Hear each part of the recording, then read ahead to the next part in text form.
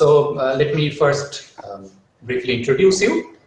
So welcome everybody to our CBMS departmental seminar, and it's a pleasure to have with us today Dr. Prashant Chandra Singh from IACS Kolkata, kind of our next door, but unfortunately because of the situation he cannot be here in person, hopefully sometime in future. Dr. Singh did his PhD from IIT Bombay in 2008 in the group of Professor Naresh Patwari, and then he had worked on gas phase spectroscopy.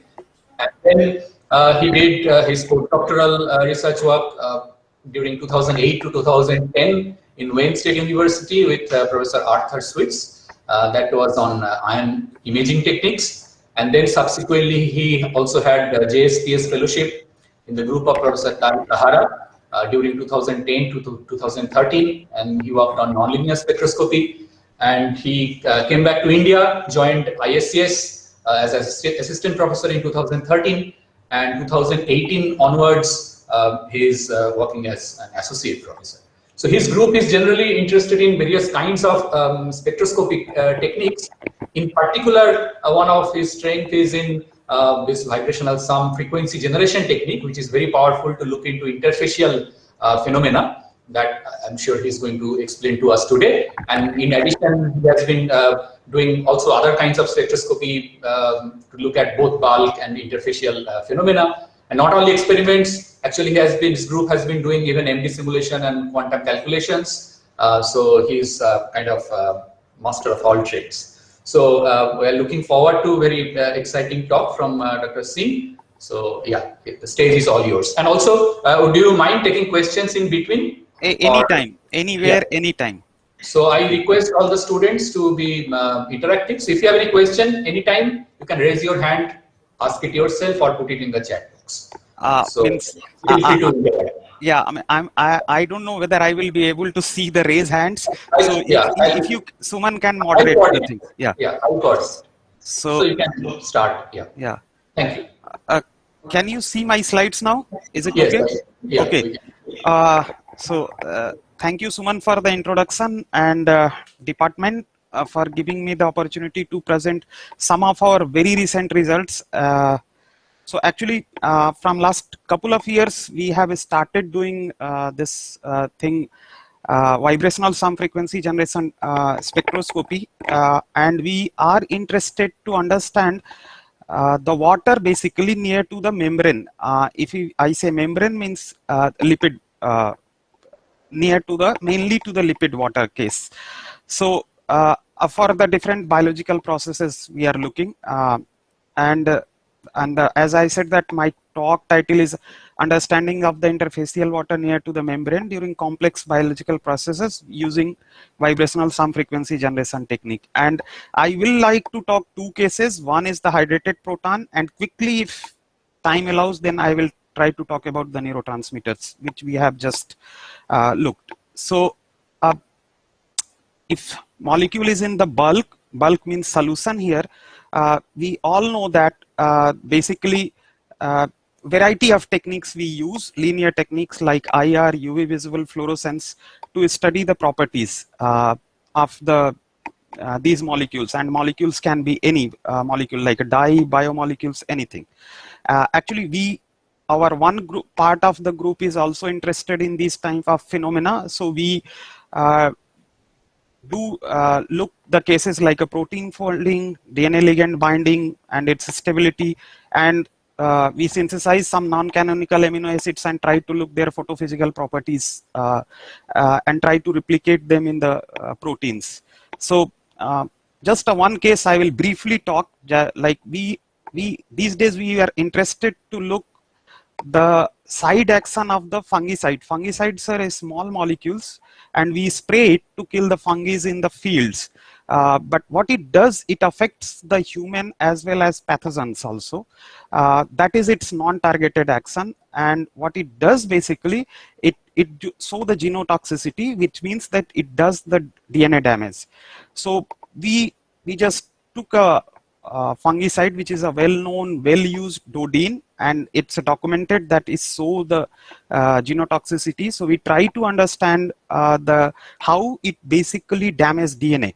So we took the different sequences of DNA and then did all the kind of experiments like UV visible fluorescence, FCS, all these spectroscopic technique.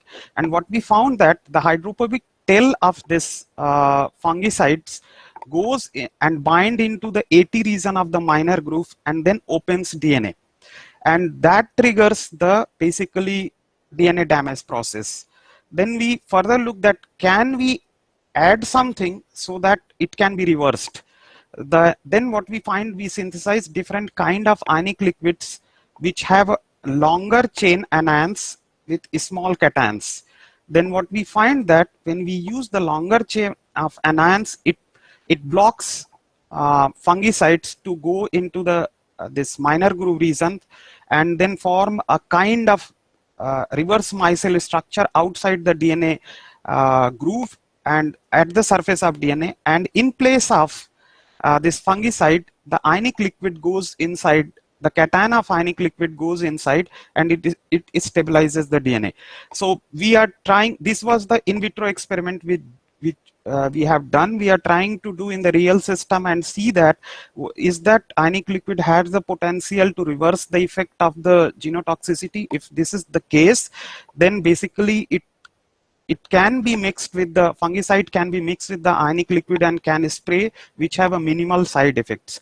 So I mean, this all bulk studies in our lab, whatever pointed out, mostly has been done by a girl, Sunipa, and she is just going to postdoc, has just graduated.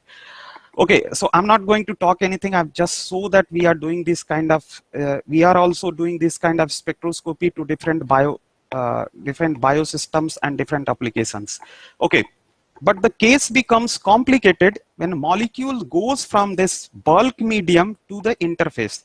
For example, in this cartoon, I have shown that this molecule has gone from the water to the air interface. This is now facing both air and water interface. Now, when the molecules are in the water medium, basically it has isotropic environment. But when it goes to the interface, the environment has completely changed and it has become anisotropic environments, as it is facing air and some part is facing water also. Now, the properties of these molecules at the air-water interface is completely different. If we apply all these non-linear techniques, which I discussed, like a fluorescence or absorption or IR, I mean, it cannot specifically tell the properties of this molecule at interfacial regions. And it's not like that these interfaces are not important. These interfaces are everywhere. If you see environmental, electrochemistry, biological, everywhere these interfaces are, means you can see from your eyes, like a membrane water interface, environmental chemistry, whole things happened at the air water interface, electrochemistry, it's an electrode water interface. So lots of processes happen to the interface, and to understand the inherent phenomena, one need to understand uniquely to that interface. Actually, that few years back, it was even difficult to realize its proper steady state measurements. Now, as I said, that these linear spectroscopy techniques will not give you specific information or selective information at the air-water interface. Now, what to do? How to measure it?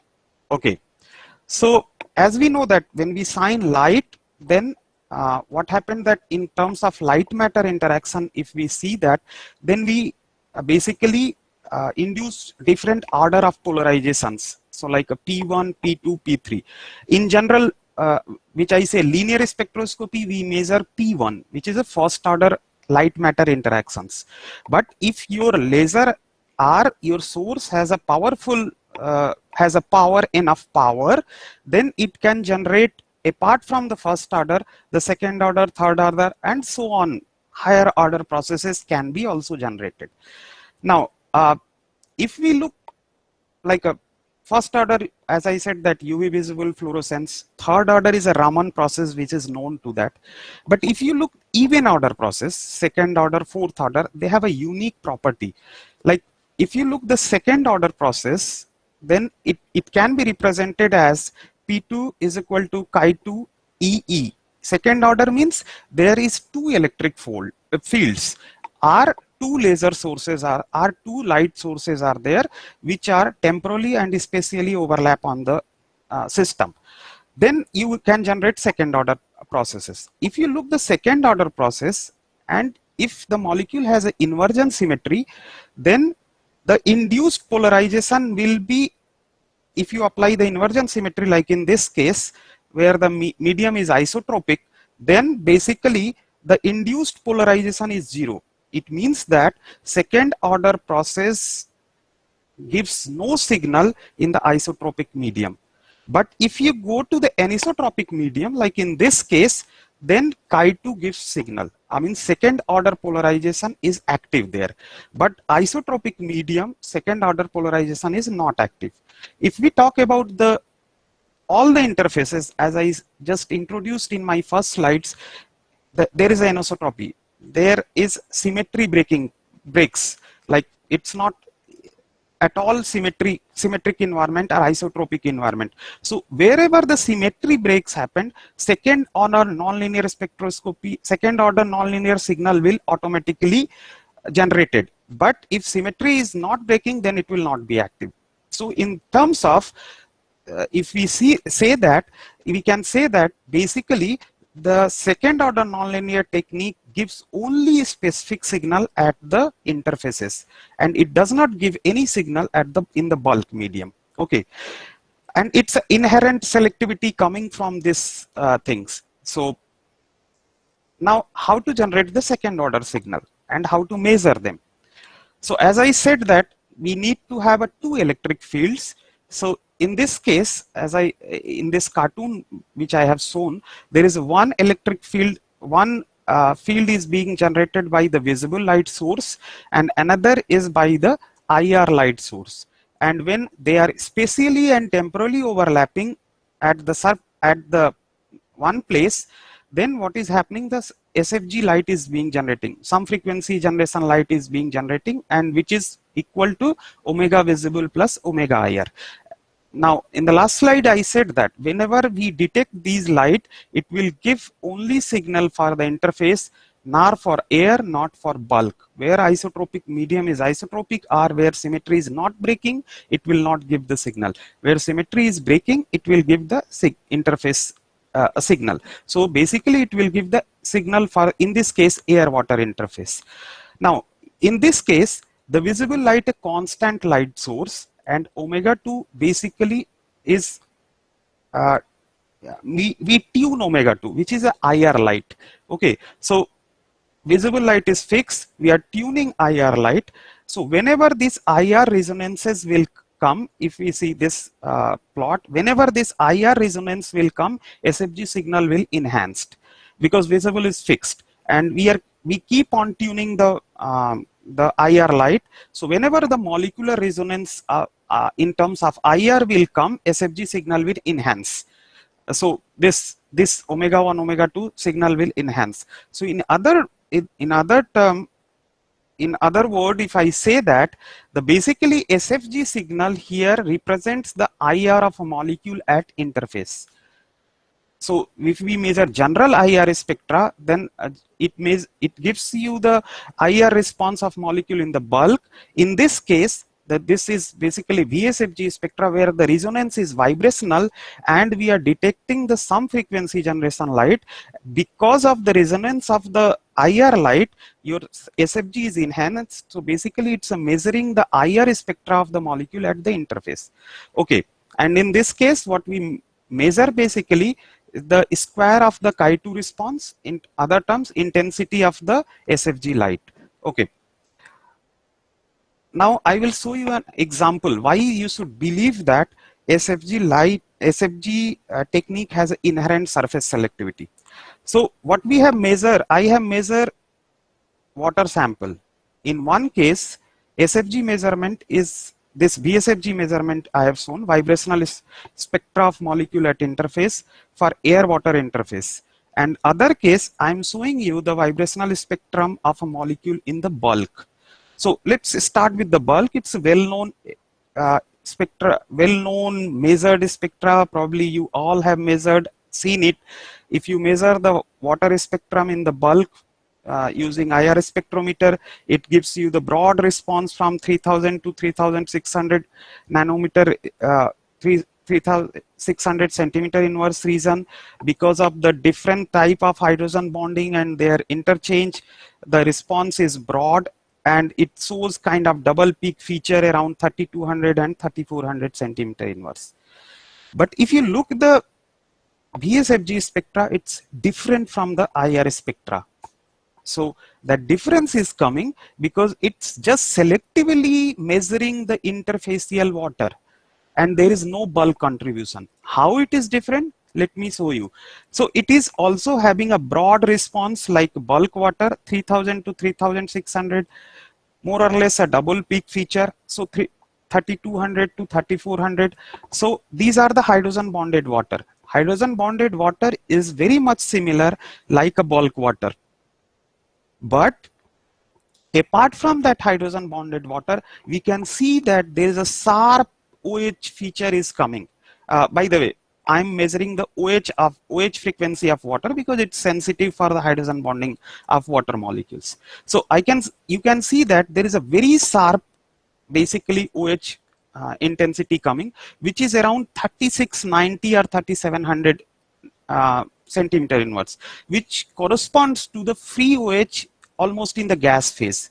So it means that at the interface region, there are population which are hydrogen bonded to water molecule, hydrogen bonded with each other. There are populations of water molecule which are hydrogen bonded with each other. But apart from that, there is basically significant population of OH water molecules which is free, which is not hydrogen bonding. So it can be represented as that there are these free OH water molecules which are looking towards the air, and these are the few layer of water molecule at the interface region which are hydrogen bonded with each other, but significant population of the free OH water molecules which exist at the interface. So this tells that the sensitivity of the technique to measure surface selectively and with higher sensitivity. Okay, so this is the basically capability of technique explaining that it has a surface selectivity. Okay, now I was basically interested to use this technique, especially I was wanted to look at what is happening at the membrane interfaces, and one of the thing which I was interested to look is that the proton. Can we find some signature of the proton at the membranes? Okay, as we know that proton exist at the membranes, they go through membranes and bind ATP and converts to the basically ATP, and they are source of the energy conversion. There are a lot of simulations and numerical studies have been studied where the affinity of the proton at the membrane or bulk has been compared, and it has been said that the proton at the affinity of proton at the membrane is higher than the bulk. Now, can we find some signature of this proton at the membrane, and when it goes to the proton, how it affects the in the lipid things, lipid structure, as well as water near to the lipid structures? Because once it reaches here, there are water molecules surrounded to this place. Whether it affects the water molecule, how it affects the water molecule, does it do with anything? There is a lipid structure, well ordered lipid structure. Does it affects to the lipid structure? And is there any signature of this hydrated proton at the membranes? So that was my objective, which I want to look using this selective technique. Before going to the things, I will like to just tell you that hydrated proton history, basically, just in brief. This hydrated proton is everywhere in the nature, very important systems like acid-base chemistry, fuel cells, proton exchange membranes, atmospheric reactions, and biological things. So people were always interested to understand its structure and transportations both. And things started long back. Uh, the Grothus tells about its mechanism. He says that excess proton hops between two adjacent water molecules in water wire through successive covalent bond formation and breaking events. So if you can see that this proton jumps from here to here, then next water, and then so on. So it forms the water wire and it just diffuses from one place to other place through this wire. This was the long back 1806, the transportation process of the hydrated proton in the bulk was explained. Now after that, Vothe came with his simulation and he proposed two structures of the proton. One is eigen. Eigen means there is a one protonated water which is shared by three water molecules. And he says that there is another form is Zundel form where a proton is shared between two water molecules. He says that the protonated water mainly exists in this dominant solvated forms, and the flow of proton from within water network happens from the Eigen-Zundel-Eigen mechanism. And in his simulation, he says that eigen form is most stable form in the bulk medium. Okay, so this was the picture he gave, and he has done a lot of simulations on these things with this summary of his works. Then experimentalists were not far behind, and they started looking the structure. First things comes from the gas phase study. So in gas phase, they cool down the molecule and they make the different size of the water, protonated water clusters, and then they basically look their IR spectra of in the water stretching regions and try to differentiate different structures. Then basically this was a collaboration between Johnson, Duncan and Jordan group, and they said that they could observe both kind of protonated water, Eigen and Zundel both, and they says that for like a smaller size of clusters they could see Zundel mainly, and when the cluster size of protonated means cluster size means number of water molecules increases, they could see the Eigen structures. So they could recognize the spectral feature of the Zundel and Eigen in the gas form. Okay. Then here comes the solution. Solution people were not also far behind, and they tried to look the protonated structure in the solutions using steady state IR and Raman, using different analysis technique like MCR, multiple component regression analysis. And what they say that if you look this case, so this is the water spectrum black line, okay, and then 4 molar HCl. This 4 molar HCl is this basically, and difference spectrum of water minus 4 molar HCl minus water is this. You can see that there is a broad response of the protonated water, which has a huge tail from 1500 to 3000 centimeter inverse. And based on the extensive simulation, they say that these structures belongs to the protonated water, and they say that it's very hard to isolate in the bulk that whether Eigen form exists or Zundel form exists. In their opinion, both forms exists together. Okay.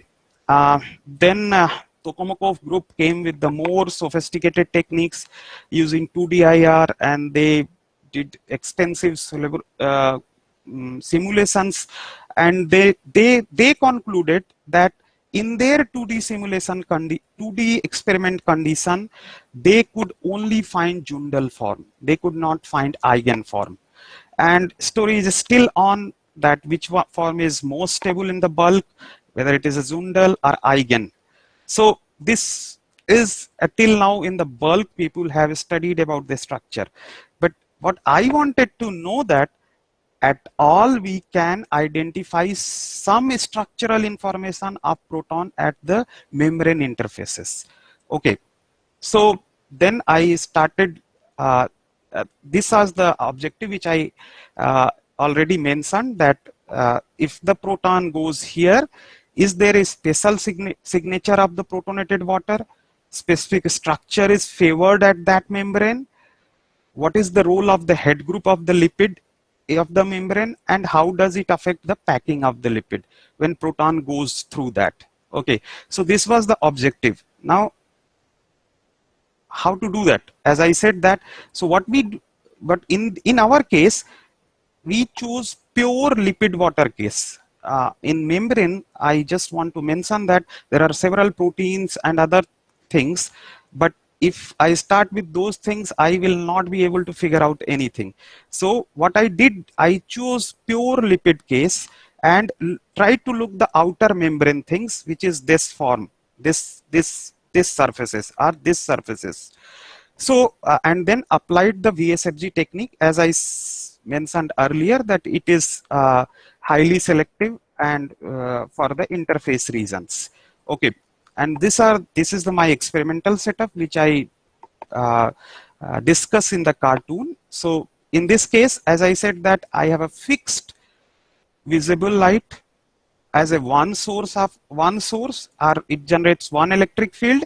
So I use 532 nanometer focused on the sample. So in this case, if I want to study the lipid water case, so lipid water will be the sample, or air water, then air water, whatever you want to measure, you can put them there. And then this is the IR light. This is generating another electric field at the sample. They are spatially and temporally overlap. Again, I can see that this IR is tunable. I'm tuning the IR throughout the experiment, but visible is fixed. I'm tuning because I want to measure SFG in terms of IR light. So whenever IR resonance will be there, SFG light will be enhanced. So here both will be reflected. I'm measuring in the reflected geometry. So both is, all three lights are reflected. You can see IR, visible, and SFG will be generated. So I'm now what I'm doing, I'm blocking the IR and visible light. I'm letting it go through only the SFG light, and then it goes through a lot of optics, and finally I measure it through the PMT. Okay, so as I said that whenever the IR will be in the resonance, the SFG light will be enhanced, and PMT will detect that enhancement. So in that way, whatever outcome will come will be treated as a IR spectra of molecule at interface in very simple language, basically. Okay. So as I said that my interest was to just choose lipid interface and see that how the things are changing. So I chose 3 lipids, basically. I chose these 3 lipids because they constitute mainly the whole membranes in terms of lipid are constituted by these 3 lipids outer side of the membrane. One is phosphoserine lipid, which have a overall negatively charged head group. PG, phosphoglycerol, which has a negative charge, both are negatively charged, and then phosphocholine, which is basically deuterionic in the nature, no net charge on the lipid. Okay. As I said that I'm interested in this outer surface only, so I made the monolayer of lipid water and measure the SFG of these systems. And for generation of the protonated water, I added the HCl because it just generates the protonated water, which is well established actually. Okay, so these are the experimental findings. So these are the case when this VSFG spectra of molecule air water interface, as I discussed just now, these are the broad peak and the free OH. The moment I added the negatively charged lipid, this is the lipid basically, so it's a becoming negatively charged membrane water interface. Now I'm looking the response of the interfacial water near to the membrane, this negatively charged membrane, near to this negatively charged lipid case. Okay, and this is the lipid, the phosphoserine, so it's a net negatively charged. So now the whole surface is negatively charged because of this negatively charged head group. What we see sharp feature between 2800 to 30,000. Okay, this corresponds to the hydrocarbon chain of the lipid. So this spectra says that lipid is present at the interface. Then what we see that there is a double peak feature, but intensity of this double peak feature of water, this 3000 to 3600 region is water, basically has increased significantly compared to the air water case. Now why this increases? Okay, so in case of the charge interface, there is a static charge now in forms of the head group of the lipid. What it does, it orients the water molecules in a particular directions. So like in this case, there is a negatively charged, so you can see that water is basically orienting themselves towards a proper edge up type. So these all waters are now oriented, and in this case air water, there was no charge, it's a neutral charge, so water was not ordered, and moreover because of this electric field, basically it forms the electric double layer here. This negatively charged electric field is there, and their counter ion is in diffuse in the bulk. So now the surface probe length of surface water has increased because of this electric field. So due to these two factors, the oriented water as well as probe length of water interface has increased. The intensity of this OH region of water molecules has substantially increased. Okay, so what we learn from here, that compared to air water interface, when we put the charge, the intensity of the VSFG signal enhances because of the oriented water in the electric double layer, as well as CH stretching of the lipid hydrocarbon chain appears. Now what happened when we added the proton?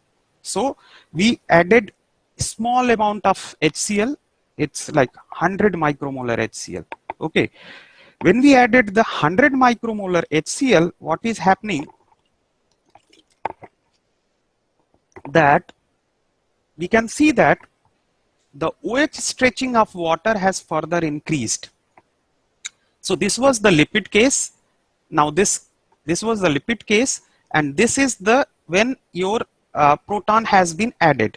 Okay, so now what is happening when proton is being added, or HCl is being added, the proton is generated, but not in the top layer of interface, somewhere in the like below top layers. I don't know exact number because I can't tell, but somewhere below the top layer and bulk, this proton generated, and what it does, it hydrogen bond with the water molecules and probably enhances its orientation more compared to this lipid water interface regions, and that's why the OH stretching further enhances. So when we add a small amount of the proton goes to the proton generated but not in the top layer, and it Prashant, there is a question. Professor Gautam there has a question. Yeah. Please go ahead. Yeah, and Dr. Singh. Yeah. Just a query. Yeah. Because in this view graph, I can see that the CH2 intensity of CH2 also increased. Yeah, that Okay, I will talk. Let me finish. Yeah. Intensity of CH2 has been increased means, so associated with DTPS, the water intensity also we can expect it will be also increased. So how do you quantitatively say that the enhancement of water is only due to the addition of acid? Why? You understand the question? You are saying that the CH means hydrocarbon chain of lipid is being enhanced. So Yes. how can I say that it's because of the water change is because of the protonated water, right? Yes. Yeah. So the hydrocarbon chain is changing because the lipid is not only affecting the protonated water is not affecting only the I could not uh, till It's where a complete answer to the question of Professor Day. yeah. Yeah. So what I was trying to say that it is not that protonated water is only affecting the interfacial water near membrane. It is also affecting the packing. And for that, what we have done that we at different packing without adding the HCl we have measured, and we could not find any change in the OH intensity. But when we added the protonated water, this is visible. So we think that it's not only that interfacial water is being affected, its packing is also being affected by the protonated water. No, just a simple thing actually, when we are taking any IR or anything, so if you want to say something quantitative, then one part should be fixed. If CH2 stretching intensity of both the samples were This is identical, were normalized. You understand my point? If you normalize this CH2 stretching frequency, then I think that this red and black curves of the OH stretching region will be similar. why to normalize My this is question or doubt actually, whether it is now. only happening due to this protonated water or overall increase of the concentration of your sample. No, what concentration is being changed here? Lipid is fixed. Lipid concentration is No, fixed. if concentration is not changing, then CH2 frequency should give the same intensity. That is my question actually. No. Be at surface, it will not give the fixed intensity because surface signal appears at the symmetry breaking. If something you are adding, if concentration is fixed, and if some if it is in a transform to Gauss form is going, the CH intensity will change. Moreover, it depends on the ordering of the lipid at the interface. If something you added and that ordering is perturbed, then also the CH intensity will change. It has nothing to take with the concentration because the second order signal is basically NS beta cos theta, where the cos theta is the orientation, your dipole change from the surface normal. If it change, the signal will change even if concentration is fixed. And if your somehow this Gauss to transform changes in the CH, this will again change. That's what happening here actually. Your concentration of lipid is every time fixed. We are always monitoring the surface tension of the lipid. Throughout the experiment, it's almost fixed. Yeah, so that is my actually query because this different form, Gauss form or other form, if changes, then also we should see some signature in the IR spectrum. So, but here both the signals of CH You will not see in the bulk IR. This is basically interface SFG signal. This is not bulk IR. In bulk IR, you will not be able to detect it. This is the SFG surface change, which you can only detect. Okay, please carry on. Yeah. So then we added the further proton. We increases the proton concentration. Rest thing is fixed. What we are seeing that the intensity of the water is started basically decreasing. You can see that intensity of water is decreasing. When we added more, you can see that almost it has gone to like 0 level. So it has dropped significantly. So how to understand that? What is happening basically that initially when we added the proton, the intensity increased and then it has started decreasing. So as I said that when we at the low concentration, when the proton was at the low concentration, then it was forming hydrogen bond with the surrounding water molecules, probably orienting the water molecules more compared to the lipid.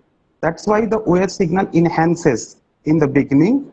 But at the high concentration, now proton goes near to the top layer of the water at the interface. When it goes, what it does, the lipid has a negatively charged head group. proton has positive charge. So what it does, it decreases the probe length of electric double layer, which I said that in the case of the lipid, electric double layer is being formed, and when we added this proton, then the thickness of the electric double layer is decreasing. In other words, what it is doing, that it is decreasing the effect of the surface charge of the head group of the lipid. So when it decreases the surface charge of the head group of the lipid, the intensity of, then the signal, measured signal intensity will decrease. As you can see here, that here you are probing this much depth, and after that the depth of the probed water has decreased this much, and that is the reason your intensity of the water is decreasing. So this experiment tells that at higher concentration, proton reaches near to the membrane and restructure the interfacial water. Okay, so this is that how it affects the water near to the basically lipid head groups. Okay, now what happened is, so what we understand from that proton disturbs the hydrogen bonding at the lipid interface. Proton gets generated away from the top layer of the lipid, and proton is squeezed water from the head group of the lipid. Now next question is that, is there any characteristic signature of the BSFG signal of protonated water?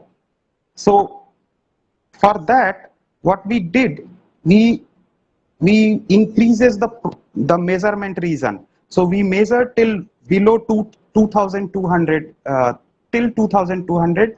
The idea was from the bulk, because in the bulk it was seen that when you have protonated water, their signature appears like in red region of the water spectrum.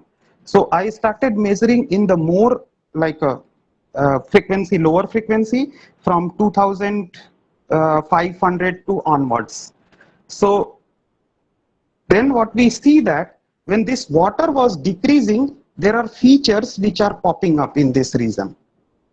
Okay, so in this 2500 to 2800 regions, there are features which were popping up in this regions, red circle which I have shown. Now if I want to, it means that the OH region signal from 3000 to 3600 is basically showing that protonated water is going near to the membrane lipid head group, and consequently there are signal which is increasing in this region. So it means that probably these features are arising when protonated water reaches near to the membrane regions. So now I have pop up these regions. So what I have seen when I pop up in these regions, so when it is like a red line or blue line, these are the cases when protonated water has reached to the lipid membranes. Okay, so in this case, what I am saying, that there is a huge background of the signal is coming. If you see that lower region, there is a almost flat line, but after that huge background of this VSFG signal is appearing with some structure around 2700, roughly 2700 around. Okay, so what was this? I mean, is this has anything to correlate with the protonated water? So then we try to rationalize it with the bulk measurements. Okay, so as in the bulk measurements, people have seen that the black line, if you look that this bulk IR spectrum, there's a huge background appears, which is basically because of the protonated water. So in this case, the huge backgrounds which appears when protonated water reaches near to the membrane, we assign this to the specific signal of the protonated water. And the OH stretching regions signal was that protonated, the water which gets perturbed by the protonated water. Okay, so and then there is some SARC features around 2730 around roughly wave numbers. So what was that? So then in order to understand that, this is one thing I want to make sure that these assignments are very tentative. One need to really do full quantum and MD simulations to understand the exact origin of these peaks. But if I have to speculate, I speculated it from the eigen these things in the gas phase. For different size of clusters, they find eigen and Zundel both forms. So eigen form was appearing around 2750 depending around the size of the clusters, which basically near about this structure feature obtained in this protonated water region. So we just tentatively saying that it could be that protonated water near to the membrane may be in eigen forms. Again, I am saying that we cannot like assure it that it will be in exactly in this form. We need to do someone need to really do very high level of quantum and MD simulation and look all the structures and generate the SFG signals and then assign it.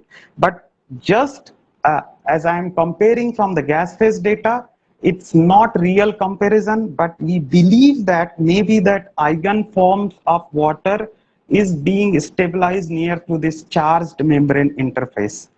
So now what we understand from these things, that two things, that proton disturbs the hydrogen bonding of water molecule at lipid interfaces, and there are characteristic feature of the protons at the membrane interfaces, at the lipid interfaces, around 25,000 to 28,000, and the peak probably says that this may be that protonated water is in the eigen form. Okay. Now, this was that overall water and the the protonated water signal. Now, next, as I said that as it was mentioned that the CH peak is also changing. So what happened to the CH things? Basically, CH things of the lipid tells about the packing, how the lipid packing is there, and how is the behavior of the hydrocarbon chain. So there are three peaks around 2850, 2880, and 2950. So these three peaks depend on various experiments. By doing various experiments has been assigned already. One belong to the CH2 symmetric stretch, one is CS3 asymmetric stretch, and other is CS3 asymmetric stretch. Please look the structure of the lipid. It has been shown above. The number of CH2 is very high compared to CH3, but the CH2 signal is less than CH3. Why? That you look at lot of CH2, 9, 10 CH2 is there, but its CH2 symmetric stretch is way less than CH3 symmetric stretch. The reason is that, as I said, that when at the signal, any signal at the interface appears when there is symmetry breaking in any forms. Okay, so like in the earlier, when the lipid is in the transform, when it will be in the transform, so basically they are mirror image of each other, they will cancel it. But when it goes to the Gauss form, Gauss defect will start coming in the lipid because of some perturbations, then the CS2 signal will start arising. So it tells about the local conformation of lipid at the interface. And CS3 is basically how it is aligned. It is aligned at the top. I'm not able to, I do not know whether you can see me. It's like a lipid is aligned like this at the interface. So CS3 group is basically dipole alignment. If its alignment is higher, the signal will be higher. So in this case, what is happening when you are adding the protonated water, slowly the CH2 signal is increasing. So and CH3 is also increasing. So what is happening? CH2 increase means the Gauss defect basically is taking place because of the protonated water. So in earlier population of the trans form of the hydrocarbon chain was higher, then when you add the protonated water, the gauge forms become dominated, and ordering of the CH3 group is also increasing. So it means that the protonated water does not affect only the water near to the lipid, but also affects the local organization of the hydrocarbon chain. It means that it changes the local conformation as well as ordering of the lipid at the interface. Okay, so we have shown this, just quantified how it is changing, and then we have calculated the overall ordering of the lipid. How the overall ordering of the lipid, so it is a quantity how the CH3 versus CH2 changes. So what we find that overall ordering of the lipid decreases with the more protonated water at the interface. Initially it increases for movement when protonated water has been generated away from the interface. When it is increasing, then it successively decreasing. So what it does that overall ordering of the lipid decreases when proton reaches to the membranes and the interfacial water gets perturbed. So it's CH and OH, both parts of the membrane regions gets affected by the proton. Okay. So the overall finding, as I said, that the hydrogen bonding gets perturbed. We find some significant hydrated proton signal, which is around 2500 to 2800 region. We speculate that eigenforms may be stable at the interface, and it affects the ordering of the hydrocarbon chain by changing the local conformation and the orientation of the CH3 group of lipid at the interface. Now this was one head group. What happened to the other head group? Is it a general phenomena or case specific phenomena? So then I took other lipid which have again negative charge, but head group is different compared to the phosphoserine. Same feature. You can see that with the addition of the protonated water, we can see that intensity of the OH of the water molecule at interface decreases. Again, when it is decreasing, then in the red region, the background broad signal started appearing with some structural feature, and the CH is again decreasing. So basically, irrespective of the nature, irrespective of the chemical group of the lipid, negatively charged interface shows this feature like as a common feature. So whatever negatively charged lipid be there, this feature will be common. So probably the hydrated proton will show some eigen-like stabilized structure, hydrocarbon chain will be disturbed, and the lipid water the hydrogen bonding of the lipid water will be hugely disturbed. So these are the case of the negatively charged head group, which where the hydrated proton can affect the these structures, hydrogen bondings, as well as the structure of the lipid at the interface. Now we move to the other lipid, which is basically deuterionic lipid. In this case, it was in the negatively charged lipid case, it was charge which was governing the water orientation. But if you look the phosphocholine, it does not have charge. It is a basically electrically neutral molecule. It has a local charges, but overall charge of the molecule is zero. In the negatively charged case, I said that the intensity of the OH stretch increases because the orientation of water in the electric towel layer increases, formed by the negatively charged head group of the lipid. But here if we see, this increases, its increase is not like negatively charged, but even in the neutral head group case, the water orientation increases, and then CH group is appearing, which says that surface has the lipid molecules.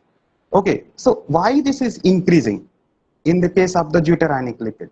So this can be understood with the fact that this molecule is electrically neutral, that's true, but it has two local charges which can form the dipole. So when molecule forms the dipole at the interface, they try to orient some molecules of the interfacial water according to its dipole. So that's why its intensity is not higher as compared to the negatively charged interface, lipid interface, but it's high compared to the air water phase, which is again a neutral interface. Air water is neutral interface. This is also electrically neutral interface, but it has a two local charges which has a dipole. So it orients the water molecule. Now, what happens when we added the proton? So what we, in this case, when we added the proton, the intensity of the OH stretch of water again decreases. Why decreases? Because the proton goes to the interface region and it tried to go towards the negatively charged phosphate group. And when it goes to the negatively charged phosphate group, it basically reduces the dipole of the molecule. So when dipole of the molecule reduced, then the local oriented water population will become random, and it will become like mostly neutral cases, try to become like a neutral cases, and that's why the intensity of the OH signal gets decreased. So even at the deuterionic lipid phase, which is net electrically neutral, electrically like a balanced basically, the proton try to goes too near to the interface, and it's and just because of the dipole moment of the local charges of the deuterionic lipid. Then we again try to see that if in this case also there is some signature of the protonated water, we can again find that there is a signature of the broad peak and some structure which is around 2750, slightly shifted compared to the negatively charged. So in this case also we speculate that eigenlike water, eigenlike hydrated proton is being stabilized. Okay, and we check the CH stretching. So this is again overall ordering of the lipid is decreasing. So what we find that whatever be the nature of the lipid, it's like a anionic or deuterionic, the protonated water try to goes in the vicinity of the lipid, try to restructure the water and induces its characteristic feature, which is basically around in the lower frequency region around 2600 to 2800 regions. It may be more below, but we can't measure it. I don't have enough power to look more below the 2600 region. I'm saying again that we speculate that it is eigenlike water, but yes, it needs extensive investigation to say that the population of eigenlike water is more. Probably the interface which makes the eigenlike water stabilized, but looks more investigation. And it does not affect only the interfacial water, protonated water, it also affects the packing of the hydrocarbon chain. In other words, ordering of the lipid, ordering of it becomes like a more disorder when proton reaches into the membrane regions.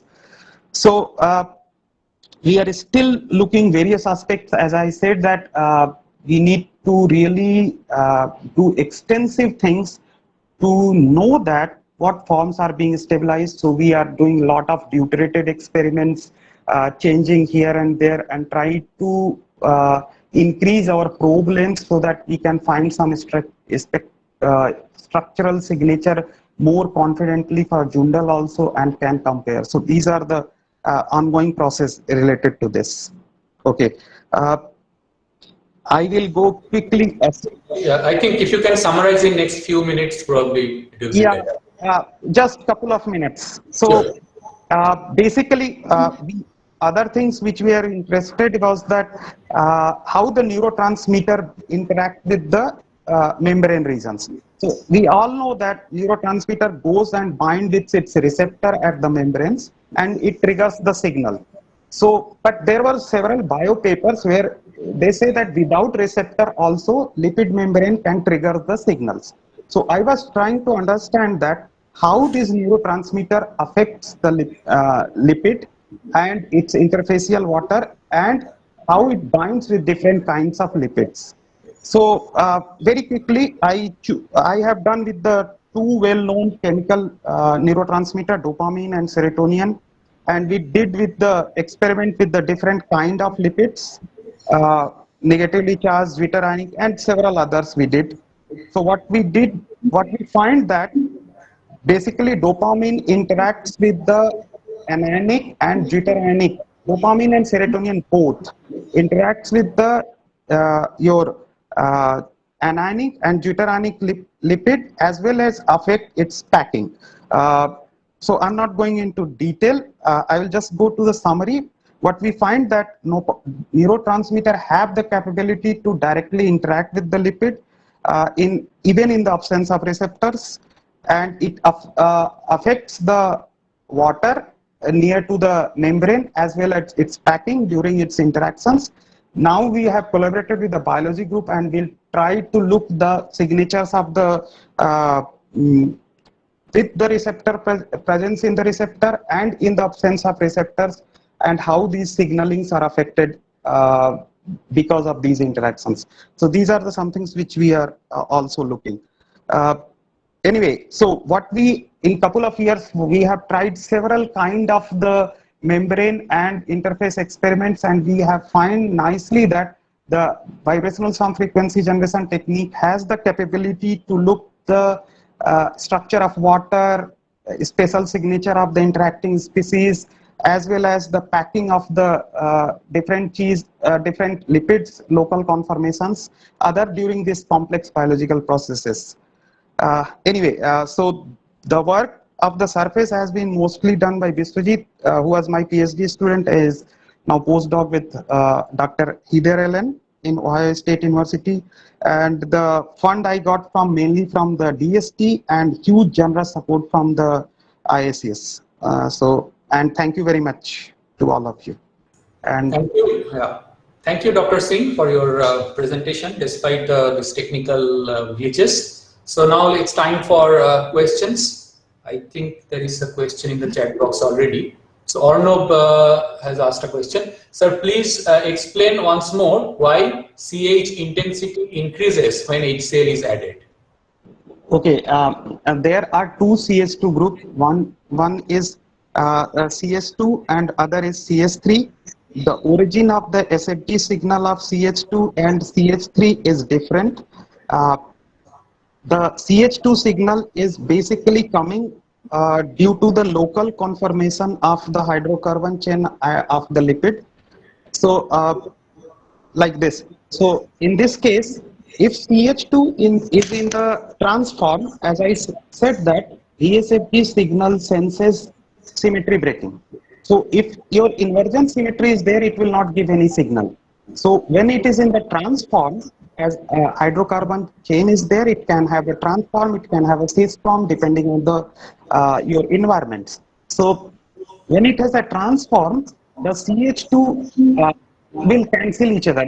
The signal of two different CH2 will be cancelled. So your SFG of CH2 will not be active. But the moment the local conformation will change from trans to Gauss, it will start appearing. Because now the symmetry breaking is taking place, so this will appear. In the case of the CH3, it is at the end. So it looks that how alignment of the dipole is taking place at the interface. Because it's the overall RSFG signal is coming because of number of molecules, beta, that is hyperpolarizability, and cos theta. Cos theta is the angle, transition dipole angle from the surface normal. So if alignment will be more towards like the surface, towards the normal, then intensity will be maximum. So if this CS3 group alignment formation is coming from this CS3 group signal. So this is the reason why this CS2, CS3 signals of the hydrocarbon chain of liquid is coming at the interface. Thank you. So next question is from Dr. Manoj Mundal. Please go ahead, Manoj. You have to unmute, Manoj. You're still muted. You have to unmute. Yeah, sorry. So you already observed like lipid disorder, like it's changing CH mode or CH frequency when you have a negative charge lipid, or when you have deuter ionic kind of neutral things. But what happens if you have a really neutral, not kind of deuter ionic, or you have positive charge? Positive charge we have already done. Protonated water does not get attracted towards it, and it does not change the packing, so it's completely unaffected. Neutral, we are trying to do that, but we are facing some technical glitches. It's not being very stable at the interface. So right now I can't answer your neutral thing. But positive charge we have done, we have shown that basically protonated water does not get attracted towards positive charge, and it does not change the packing of the lipid. Okay, I see. Okay. Yeah, thank you. Any other question from students or anybody else? Any other question or comments? Yeah, Professor Dey, please go ahead. Yeah, I have one query actually. Not a real question. Could you please go to that slide where you have shown the bulk water and the air water interface? Very first or second slide maybe. Yeah, I'm going there. Yeah. The bulk is showing only one broad peak and OH stretching. Yeah. Yeah. This one actually. So you know that for hydrogen bonding, in case of bulk, 3 water molecules are getting hydrogen bonded, and we have observed this kind of broad signal. Okay. Here, is this in the vapor state? Where you have observed that free OH? Yeah, I mean, free OH is the OH group which is looking towards air. Yeah, So, but there is no hydrogen bonding, or is there any hydrogen bonding there? I will not say no hydrogen bonding, I will say dangling. Basically not bonding with the water molecules, interacting with some non-polar environment. Basically, in other words, it's like a free OH basically. Yes, but free OH is also in this form, na? In the where you are showing bulk water. But if bulk water is vaporized, then it is also showing, it should show this kind of peaks now for free OH. Is that okay? Vaporized means? In the gas phase, water in the gas phase. Water. That is the source of this assignment. If you look the OH signal, water OH molecule, it appears around 3680 and something 3560 asymmetric symmetric. That is known in case of bulk. Yeah. So it's very much like that. So that the water, when water goes into the gas phase, it's very much like that. So that from that here I'm saying that in that case water OH is free. It's not hydrogen bonding with anything. So in this case, I'm trying to say that in the same condition when water goes to the interface, basically it has a free OH. Okay, so basically it goes in the interface like free OH, you are saying. Some population is in the free OH, some population is hydrogen. Okay, thank you. Yeah. Okay, thank you. Just another question, a couple of questions from students. So I think Shoikat Pal has asked, in case of neutral lipid, if we add base or OH minus in place of HCl, will the same thing happen as of HCl adding? I mean, these are the experiments which are actually I am trying to do, but as I said that somehow neutral lipid itself in my laser light is not being stable. That's pity. I'm trying hard, but right now I really cannot comment anything on that. It will be very premature basically. But maybe for the positive charged surface where you said that there is no effect, Yeah. maybe OH minus will probably go to the interface. So maybe the effect of OH minus might be interesting. OH minus goes to the interface. It disturbs the water at the positively charged, but I cannot find any specific signal of OH minus. Like in this case, I could find something. Probably I need to increase my probing frequency so that I can look at it. But in this case, when OH minus goes to the near to the positively charged, specific like a hydroxide solvated water things I could not find. But it goes to the positively charged interface. Another question from Arnab Dotto: why surface tension is remaining same when HCl is added? If there is reordering or packing of lipids upon addition of HCl, then the surface tension is supposed to change. It is basically, if I will not make it same, then as the Professor Day said, that I will not be able to understand whether concentration is playing role or lipid ordering is changed. Yes, when lipid become disordered, it's not being completely disordered. It's not like that there is no lipid there or something like that. Just chain is being disordered. So packing is being manipulated. Because of that, the surface tension change is very small. It is basically 2 millinewton per meter or 3 millinewton per meter. And my precision is basically 0.5. So slightly changes, not much. And that even happened when concentration is very high, when it goes really to the interface. So if you will like to say change, it's very marginal. I will be conservative to say that it really changes. Okay.